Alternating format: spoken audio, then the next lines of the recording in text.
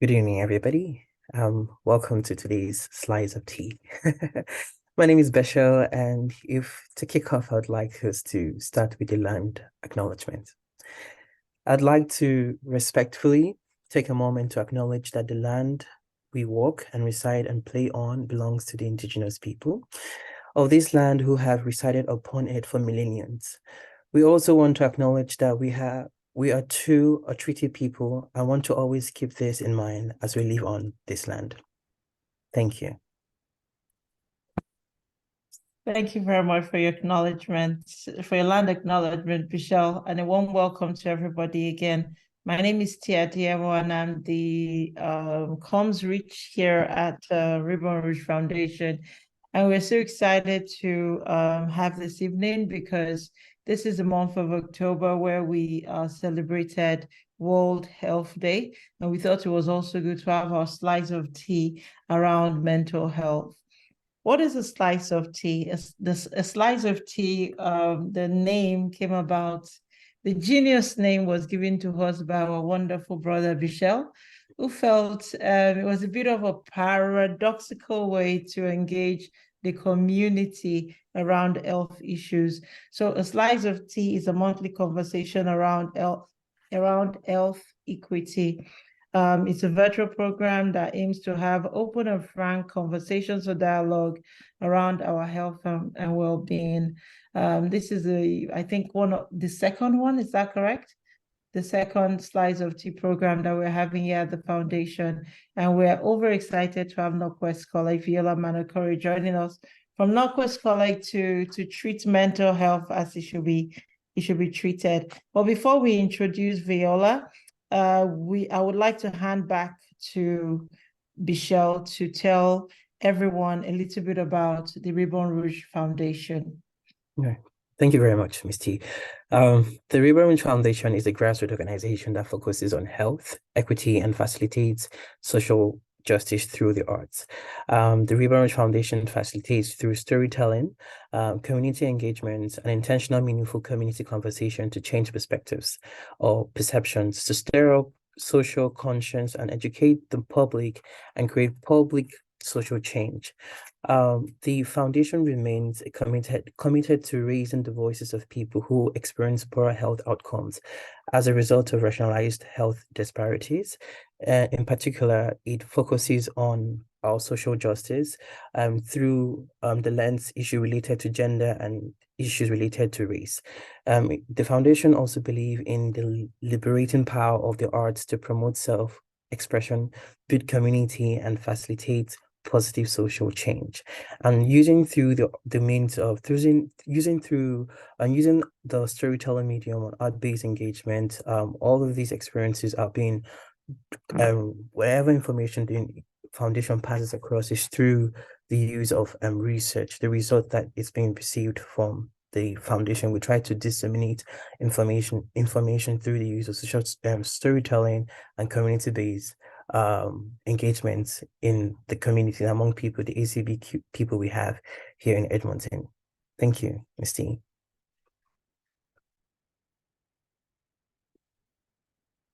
Oh, we can hear you. Yes, that's a little bit about Ribbon Rouge Foundation, the general picture. This conversation, A Slice of Tea, is one of the many programs that we have at the foundation. I'm just wondering if we have a rep from HIV Edmonton here. Dorcas, is this our Dorcas or HIV Edmonton? Okay, maybe we'll come back to HIV Edmonton. So without much ado, I'm going to tell you. Okay. I thought it was Mama Dorcas. So it's Dorcas N. Welcome, Dorcas. Are you able to tell us a little bit about HIV Edmonton as our collaborative partner? Yes, I will. I will just focus a little bit on our mission because that is what is really important for us, and where HIV Edmonton is dedicated to making life better for people living with or affected by HIV and AIDS. This is anyone living positively or the family members that they live with. So those who are living with or affected by HIV and AIDS. And we do this by focusing on elimination of HIV transmissions and AIDS-related deaths, and working to erase the stigma and discrimination faced by people living with and affected by HIV and AIDS. So yes, as we can see, we are more or less work in collaboration with Ribbon Rouge, and we do the same thing where we promote health equity, gender equity, and also justice for those people living with or affected by HIV and AIDS. This we do through various outreaches and educational programs where we'll go out to the community and disseminate information about HIV and AIDS. And we'll also be able to give harm reduction supplies. This includes self-testing, HIV self-testing kits, and also like condoms and anything that is required to help reduce the transmission of HIV and AIDS. We are a grassroots organization. We go right into the people's homes, and we also go into organizations that we partner with so as to be able to reach as many people as possible. And above all, our aim is to achieve U equals U, where we try to make those people who are living positively to be able to reach a position where their HIV status is undetectable, and in that case is also untransmissible. So yeah, more or less, that's what HIV is about. Okay, thank you. Oh, that was beautiful. Thank you, Dorcas. My apologies again. We also have our own Mama Dorcas, so I didn't know who was present. Viola Manokore is an educator at Norquest College. She has a PhD in curriculum instruction and teacher education, obtained from Michigan State University in the United States of America. Her first and second degrees are in biological sciences from the University of Zimbabwe. She has been with Norquest College since the fall of 2011, where she teaches in the Department of Practical Nursing. She is passionate about teaching and research. She has been nominated several times for the College Jaye's Fredrickson Teaching Excellence Award. In 2020, she was recognized for excellence in teaching at national level and was a recipient of the National Gold Medal from the Colleges and Institutes of Canada. This award recognizes a faculty member who has made personal growth and enhanced academic growth for students. In recognition of her research contributions, in 2019, Viola was a recipient of the Quest for Excellence Research Award. This award recognizes research contributions for faculty at Norquest College. She was also the recipient. If I can ask people to please mute their audio, be beautiful. Thank you. Thank you. She was also the recipient of the 2020-2021 Scholarship of Teaching and Learning Award from the Alberta Colleges and Institutes Faculties Association, ACFA. Viola has more than 25 publications in referred journals. She has also supervised 6 doctoral students and 30 plus master's students. She's here tonight as a very special guest to deliver and help us get really deeply into mental health. Good evening, Viola. That was a beautiful introduction. Welcome to A Slice of Tea, and a warm welcome to everyone joining this monthly program for the very first time. Viola, good evening. Good evening. Thank you so much, Ms. T, for the introductions. So for my presentation, I'm going to share my screen. Before we go to the presentation, I wanted to tell us a little bit about the ACB Mental Project. Give us a little bit of a background. What should we expect from you tonight? Okay. Yeah, for the ACB Wellness Project, this is a collaboration between Norquest College and Ribbon Rouge Foundation. The project came up after a listening campaign from Ribbon Rouge, where they listened to the ACB communities to say what are the kind of challenges they face, and mental health came up as one of the most challenging illnesses within our communities. So we sat down with Ribbon Rouge, developed a research proposal and submitted for funding to College and Community Social Innovation Fund. And we got funding for 3 years. So we are in our second year. So this project helps us to explore issues of mental health within ACB communities, in trying to improve mental health awareness and social systems navigation for the African, Caribbean, and Black communities in Alberta. And it's quite an interesting study where we are collaborating with our community partners with Ribbon Rouge. And yeah, go ahead. I'm going to hand the presentation over to you now. Everybody, Viola Manokore, thank you so very much. Thank you. So for this presentation, I will just give an overview about the project, then I will share the preliminary findings we have, then talk about the resources and open up for a conversation. We can call it Q&A, but it would be better to have like a conversation around issues of mental health so that we can also learn from each other. Then I would also need some ideas from the people here about contributions you have about the toolkit. One of the outcomes for this project is for us to develop an ACB toolkit, which raises awareness about mental health issues and also systems navigation. So at the end of this project, we don't want the information to be just an academic piece of work. We want to develop a toolkit which can be made available to our communities so that they can seek mental health support before it's too late, and also know where to seek for mental health support if they need to. So this project, basically, it was designed to improve mental health awareness amongst ACB communities in Alberta.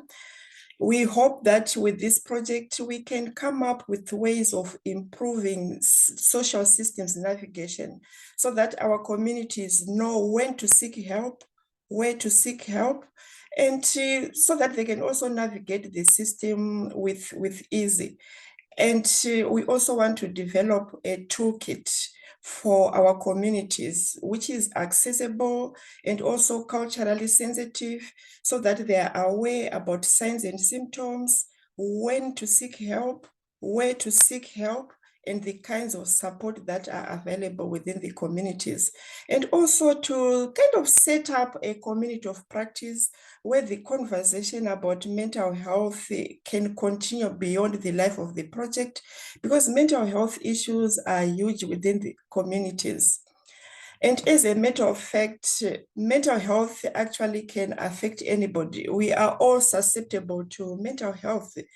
And when you look at statistics, 1 in 5 Canadians will experience some mental illness at one point in their lives.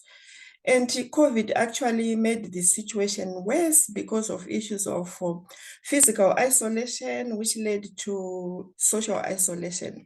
And 1 in 6 young Canadians actually experience major depressive episodes in their lives. And at the same time, Black communities in Canada are actually 6 times more likely to develop mental health symptoms as compared to their counterparts.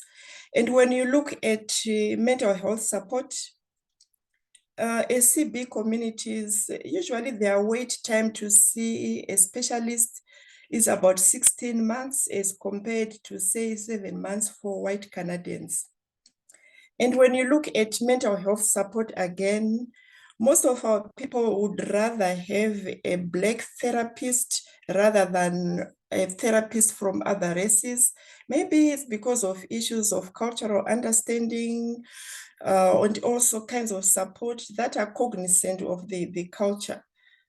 And because of that, about 38% of Black Canadians actually seek mental health support as compared to more than 50% of white Canadians. To say, as Black communities, we rarely seek mental health support. And when we do, we look for somebody who looks like us. And that can be a barrier to seeking mental health support because at times we are underrepresented in mental health professionals.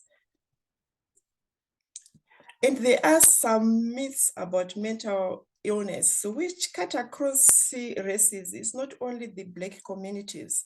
Some people believe mental health illness is not real illness. We are open to talk about, say, I have diabetes, I have high blood pressure, I was diagnosed with cancer, I have other illnesses. But when it comes to mental health, we rarely talk about mental health as an illness, but the fact that mental health is just like any other illness. It kind of exists. Some people believe that they will never be affected by mental health, but the fact is anybody can be affected by mental health. When we look at it, 25% of the population will have some mental illness at one time. So it's about when we have a room of 4 people, one of us might be experiencing mental health issues. So it's an illness which can affect anybody anyway. And some people believe that when you see people with mental health, some people believe that it's because of bad parenting, which causes mental illness. Unfortunately, no one can actually cause mental illness. It's a complicated condition where anybody can get it regardless of parenting styles. Yes, families can provide support, but they don't necessarily cause mental health illness. And some people believe that mental health is just an excuse of poor behavior. And that's not true because nobody chooses to experience mental health. There could be some behaviors associated with mental health, but it's not a choice. People don't choose to have mental illness. Then there are some people who believe that people with mental illness are violent or dangerous. And actually, that's not true. Majority of people who are mentally ill are not violent. And when you look at the statistics, 3 to 5% of violent crimes that are documented are committed with persons or people with symptoms of mental illness, meaning 95% of crimes out there, violent crimes out there, they are committed by people who don't have mental health symptoms. When we look again at statistics, it shows that actually people with a mental illness are 10 times more likely to be victims of violent crimes rather than the other way around. So people with mental illness are not necessarily violent. And some people think, oh, if somebody has mental illness, it's going to affect them for the rest of their lives. Actually, it depends on the nature of the mental illness. People can actually recover from mental illness depending on the nature of the illness and if they get necessary support and treatment. Then there are some people who just believe that people who experience illness are kind of weak, they can't handle stress. The fact is, stress can impact anyone's well-being. We all experience stress at one time or another in our lives, and it's not a sign of weakness.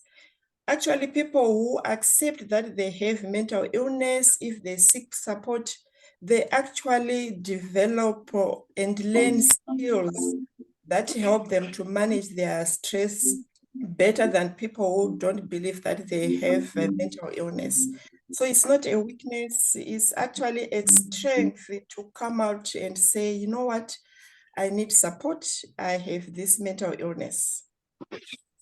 Then there are some people who just believe that kids can't get mental health illness. Actually, anyone, including children, can get mental health illness. And then there are some who have myths that everyone gets depressed as they get old.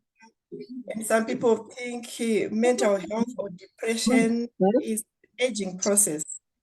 But the reality is it's not a process. though our seniors are at a higher risk of depression, but it does not necessarily mean that as we age, we should experience mental health problems. It's just statistics shows that our seniors are more vulnerable to depression, but it's not part of the process.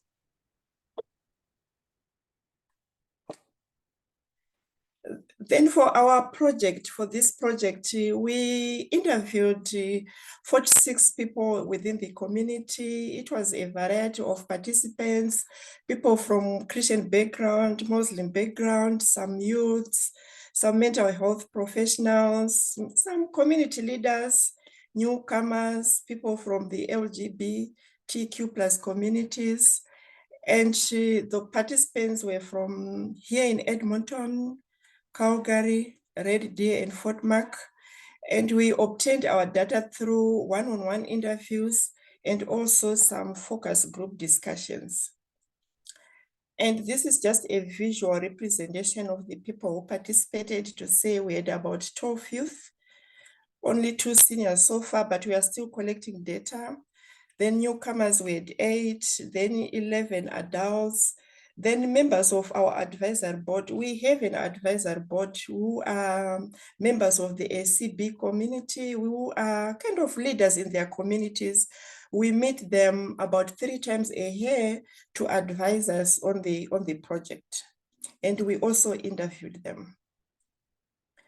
And then for our preliminary findings, in terms of signs and symptoms, we recognize that in our communities, it's very difficult for us to recognize symptoms before crisis.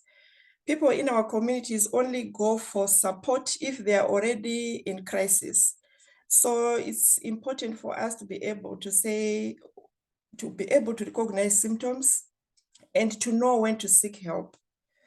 Then when it comes to mental health issues within the community, a lot of people mentioned issues of depression and anxiety, but they were mentioning them like they are the same things, yet depression is different from anxiety.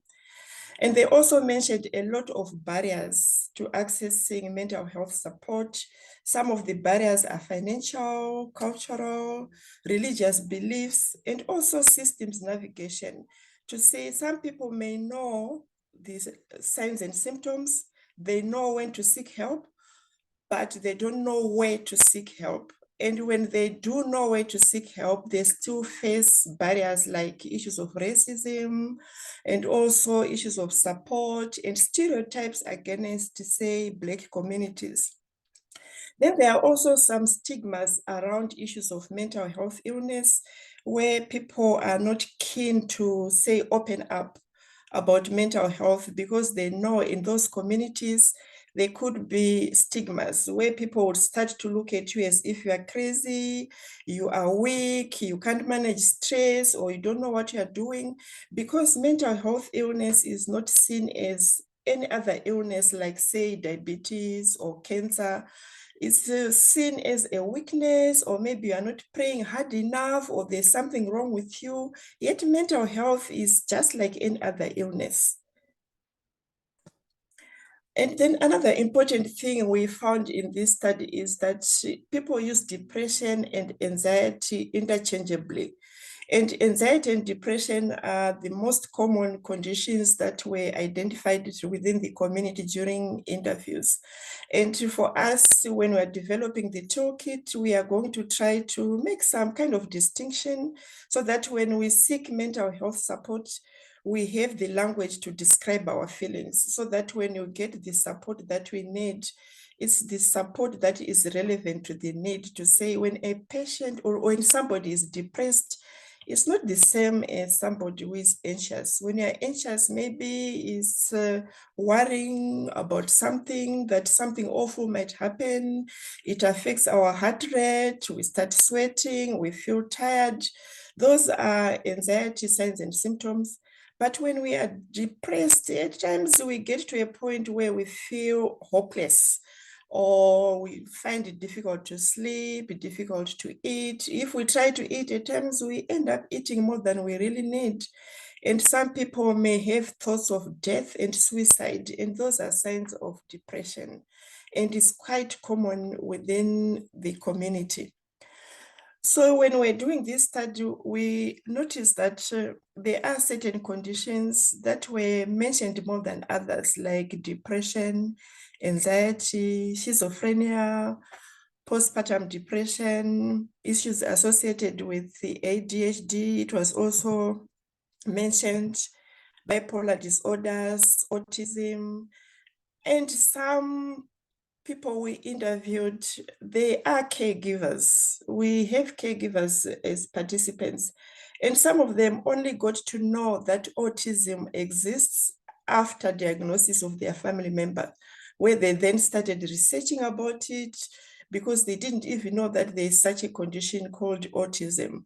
Even issues of dementia, people just think, oh, dementia is about a normal aging process, yet there could be some kind of support that are available to individuals experiencing such mental health issues. Then in terms of signs and symptoms, issues of crying, behavior change, sadness, drug abuse were also mentioned by the communities. And the word crazy was also mentioned, to say some people look crazy, they change their moods, some can become abusive or be abused, they feel hopeless and shame, and she have suicidal thoughts. Then when we're looking at our data, we also look at different categories, to say adults, the youth, the newcomers, LGBTQ plus communities, and the seniors. And we also recognize that what they see as, say, barriers and stigmas is not necessarily identical. To say issues faced by newcomers is kind of different from issues faced by the youth. So when you look at barriers, some of the buzzwords that came out are issues related to, say, finance, to say resources. If you don't have finance, at times it kind of affects your health-seeking behaviors. And also at times you tend to work so hard that you can be exhausted, you are trying to pay bills, and maybe you are underemployed, you have so much to do, and that causes a lot of stress, which affects our well-being and our health. And also issues of knowledge, to say, when do we say this is a mental health issue? We all get stressed at one point or another. We can also feel off in one point or another. But when do we say, now, this is a mental health issue, I need to seek support before crisis? And also for those who seek mental health issues of medical system, to say they don't even know where and when to seek mental health. When they do, there's a lot of stigma and discrimination associated. Then the issues of language. When we say language, it's not language like they can't speak English.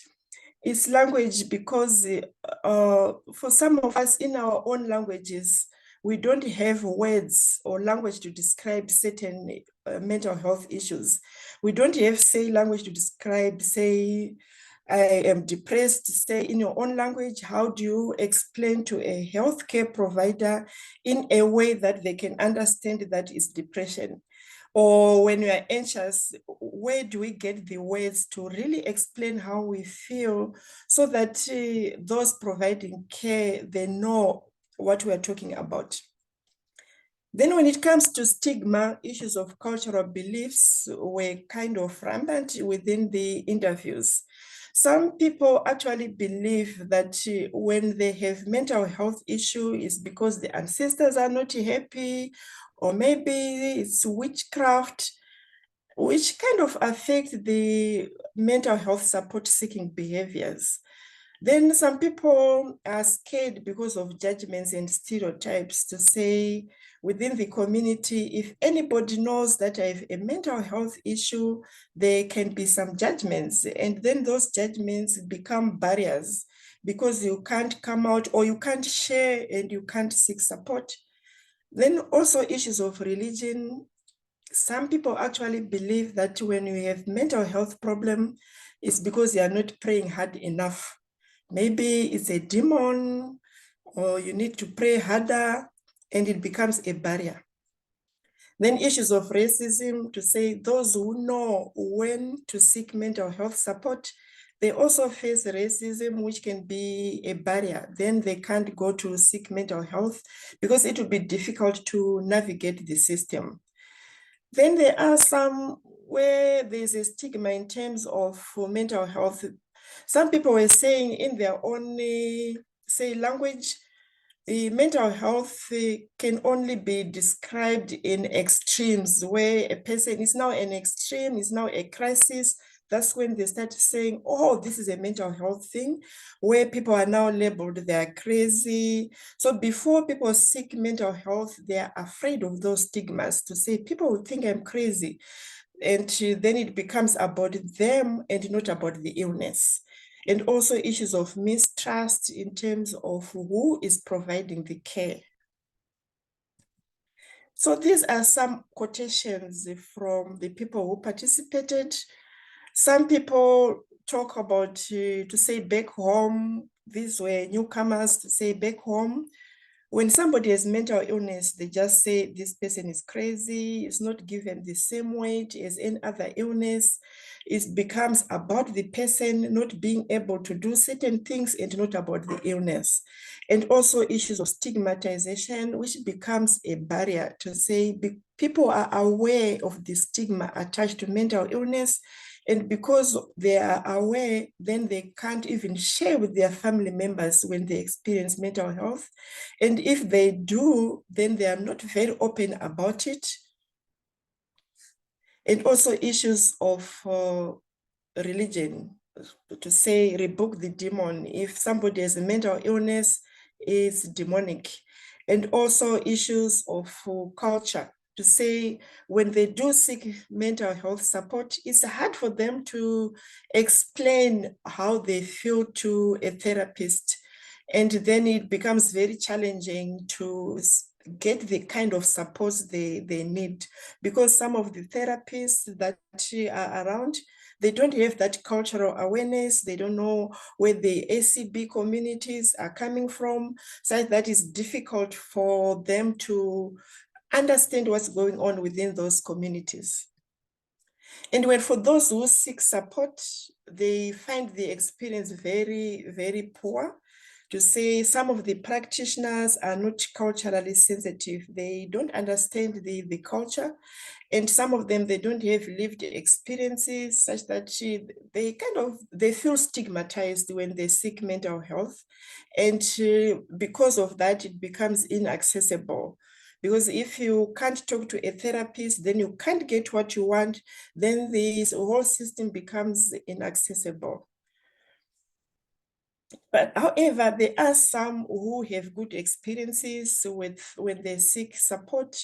For example, those who go to hospitals or mobile crisis units, some people have found a lot of support and a lot of care. And this quotation actually is from an individual who seek mental health support from somebody, and there was a disconnect in terms of culture. So they kept looking for a mental health provider. And when they found an immigrant, they thought it was really good for them because the person providing support was culturally sensitive and they could understand what the person was asking for. So the practitioner actually knew what this patient was talking about. And it made the kind of health seeking behaviors more accessible, and they felt supported and they felt heard. And this other quotation actually talks about at times as immigrants, they work so hard, they are always on the go, and they end up being so exhausted. And some of them actually were saying it's difficult for them not to work so hard because they have so many bills, so many families to take care of. And some immigrants, they still need to take care of their families back home. And that can be challenging and exhausting.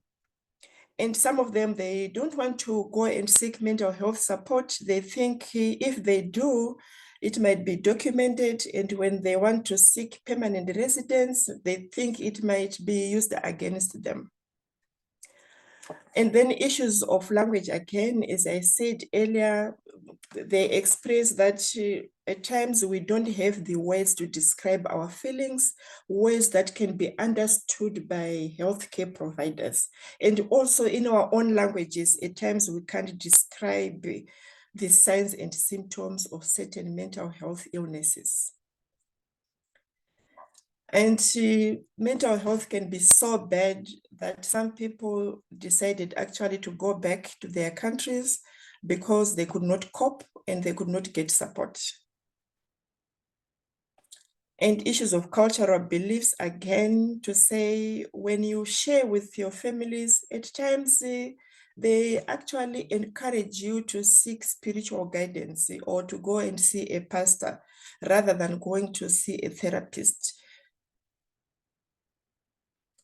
And again, for this one, it's about the gender differences.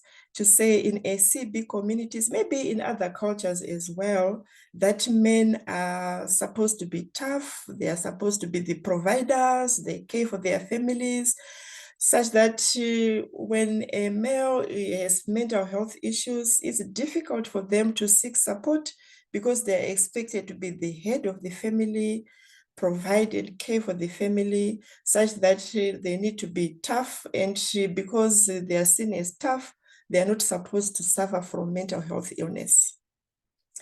And also issues of lack of representation, to say we don't have many ACB therapists because some would rather have mental health support through ACB therapists. And because we don't have that representation, therefore not a lot of people from ACB communities seek mental health support because they are aware of the barriers in terms of language and culture.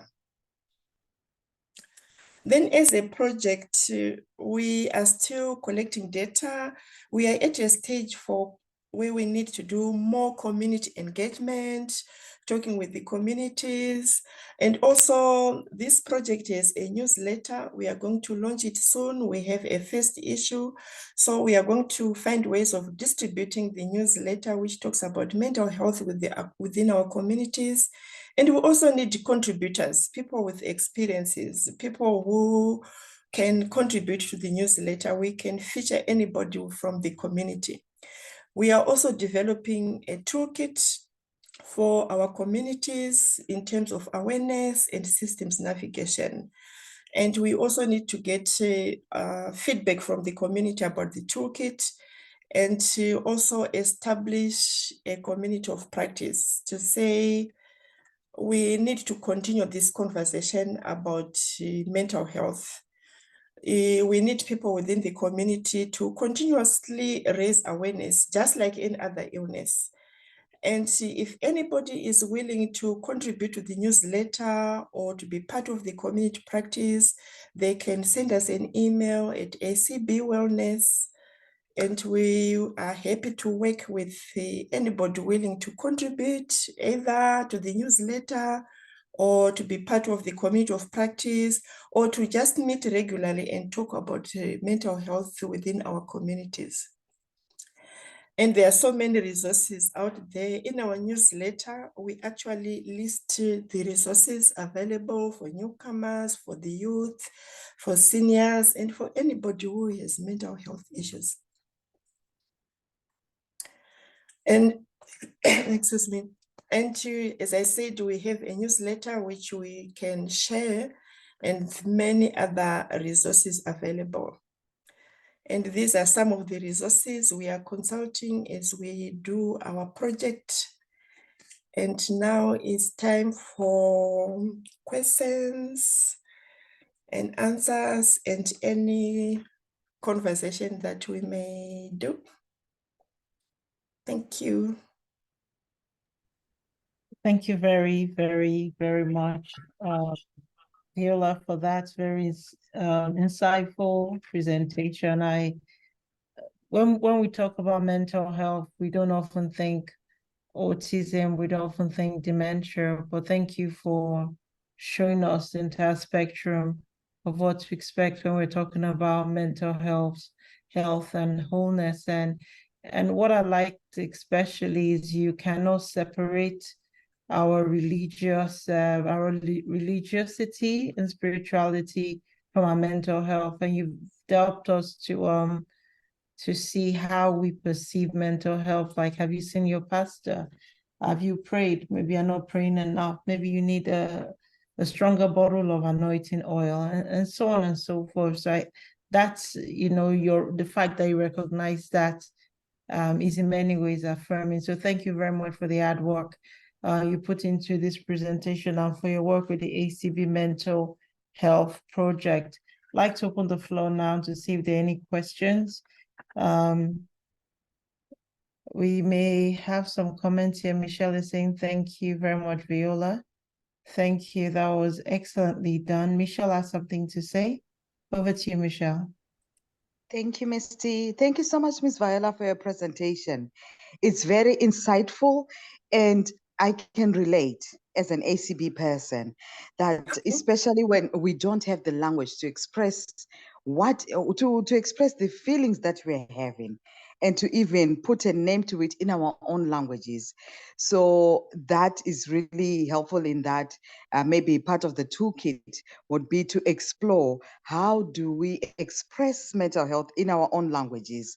And then we'll be able now to add, hey, if you're feeling this, in Shona, we have kufungisisa. That's thinking too much. That is most likely to be depression or anxiety. I wouldn't know, but something like that would be a great addition to the work you're doing. Fantastic. Thank you so much for sharing. Yeah, and thank you so much for what you said. Yeah, we don't have the language, and developing a tool that is relevant to our communities is very important. So we need to put our heads together. We need you to contribute. Thank you so much. Thanks, Ms. Viola. Michelle, your hand is raised. Thank you, Ms. Viola, for the presentation. It was really, really great. Considering the understanding that this presentation is specifically on the ACB community and on mental awareness, health, and all of that, my question is, how did I put it? I said, how do we balance the cultural nuances between adults and the youth, understanding that they all have different challenges, like different understanding that from the adult perspective, they have the cultural belief and how the spirituality and culture and how deeply rooted they are. And then when you come to the youth, we still have this, I feel like there's still because usually when we make use of social media and all of that, we see platforms where people create awarenesses on mental health. So how do we balance that between them? Because still, even if this information is out there for people to to understand, but we'll still have people going through this. So how do we balance those nuances? Thank you. Yeah, that's a very great comment. Actually, in our study, we found out that the youth and seniors, they have, not yet adults, they're at different places. Actually, the youth are more likely to recognize symptoms and seek mental health without more shame as compared to seniors. So in developing resources, what the youth need is kind of different, maybe systems navigation more than awareness. They are actually very aware, but when it comes to seniors, especially immigrants, that's where the issues are. To say where we come from, we don't have the language to describe those feelings. So when we seek mental health, we don't even know how to express ourselves. Unlike our children, the youth are at a different space. They accept that there's mental health. They know that when they are not feeling well, they need to seek support. Their main problem is systems navigation. How do I get what I need, when and how? And also issues barriers within the system itself, to say when our youth seek mental health, they are already stereotyped. They walk to a mental health facilities, usually healthcare providers, they label them, they are lazy, they don't want to work, which affects their navigation, but they know when to seek help. That's a very good comment here. And even when we are developing tools, we hope to develop tools for adults, which is different from the youth, because they have different challenges. That's a very good one. Thank you. Thank you. Oluseyi, thank you very much. Oluseyi, I see your hand is raised. Yeah, thank you. Thank you so much, Ms. Viola. This was so insightful. I just had a thought while you were speaking, because I know that I've had some experiences with generations of immigrant women in particular. So we have those who are first generation immigrants, and their perspective is really kind of different. But when you see the second, third generation immigrants, they have the pressure on them is kind of different. Is what I've seen.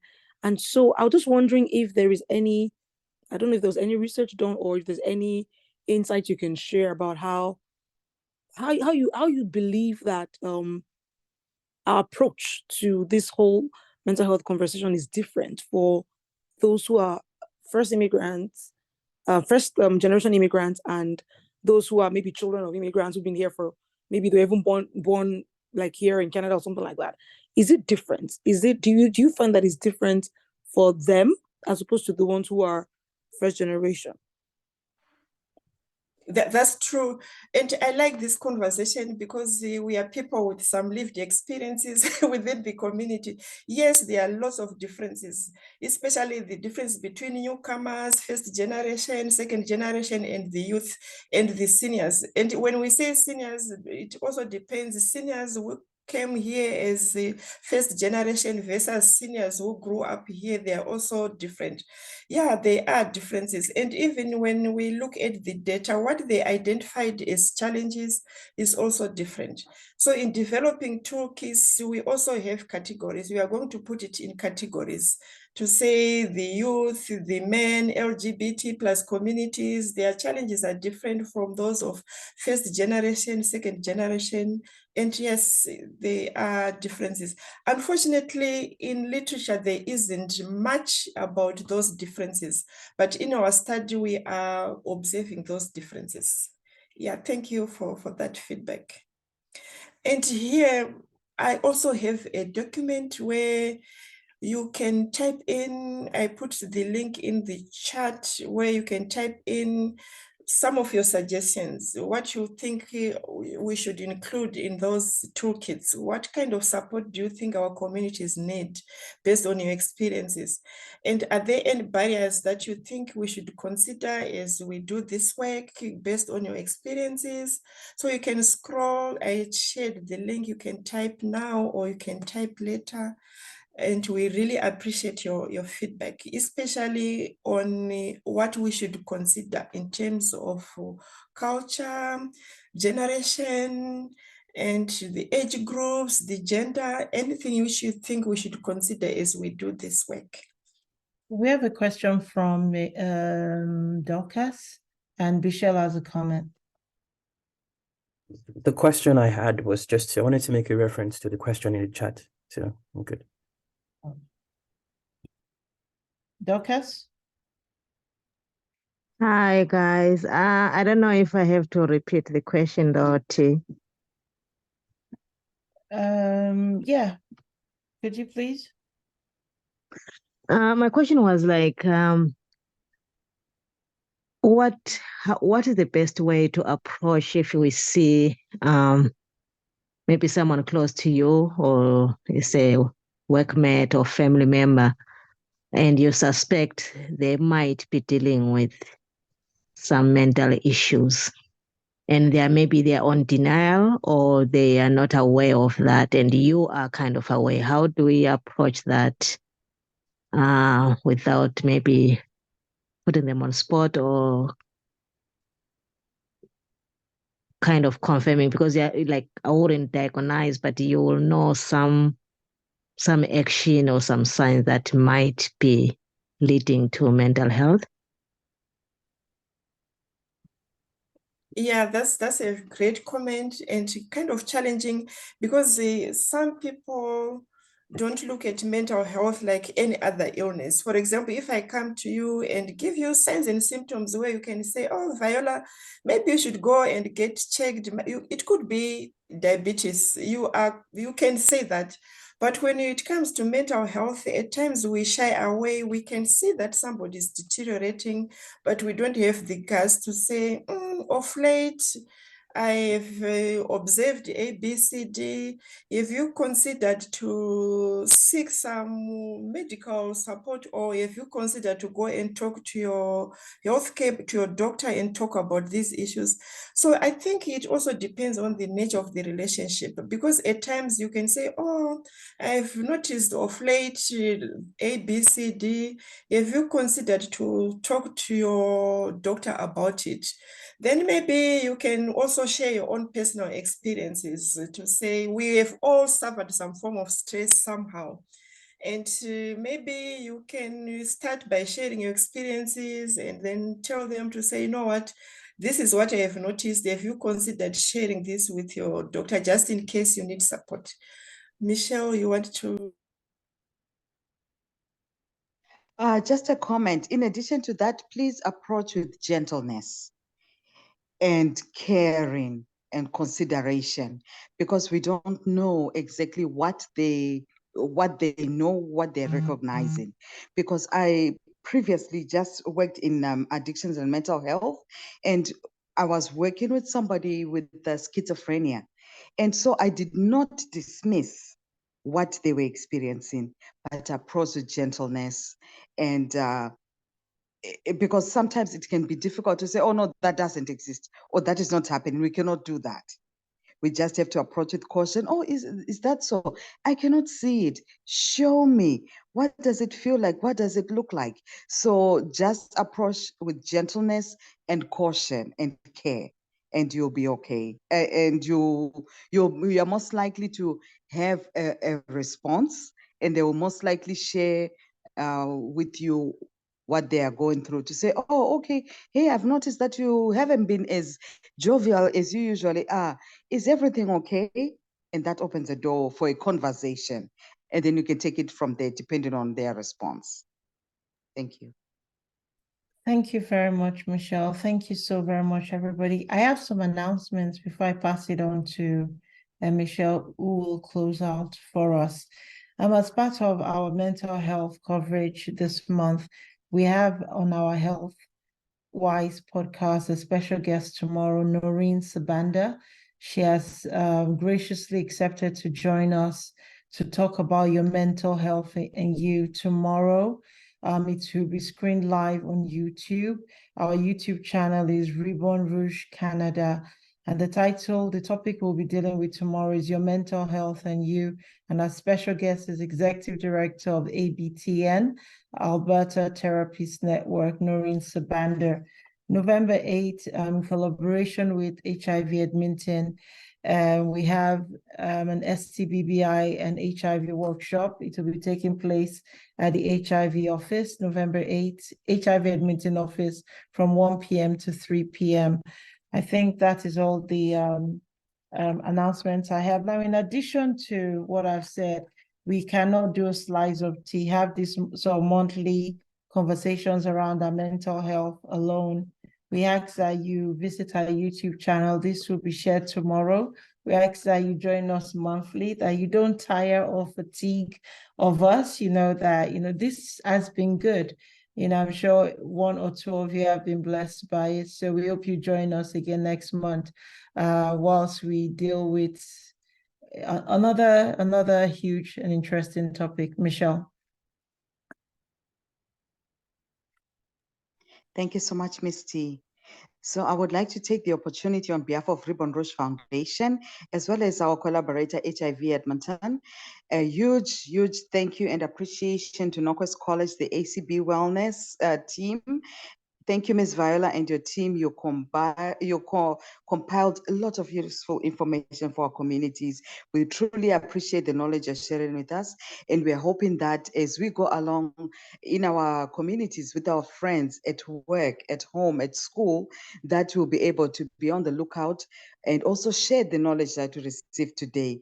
And remember, guys, please complete the form that Ms. Viola shared with us, provide her with feedback and recommendation about the questions that she's asking in that, and we'll be able to share that and enrich and build capacity within our communities as mothers, as sisters, as even care workers and health service providers.